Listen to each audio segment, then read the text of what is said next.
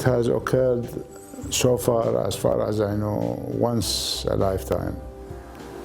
A country that had been devastated with a lot of problems to a very refined, very good country with huge capabilities on economy, on military, on social, on management, and very interesting to see the economy, how it's growing in China. So this is really something which has never occurred in the globe before. The day that declaration was made that poverty is finished in China. And this is really very important.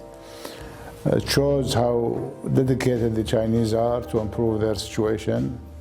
It shows also the quality of leadership that China has, which is an excellent leadership. And the Communist Party proved itself as an efficient vehicle to transform China into a kind of good governance, and especially the evolution of China since the 70s of last century have been remarkable, have been very good, excellent.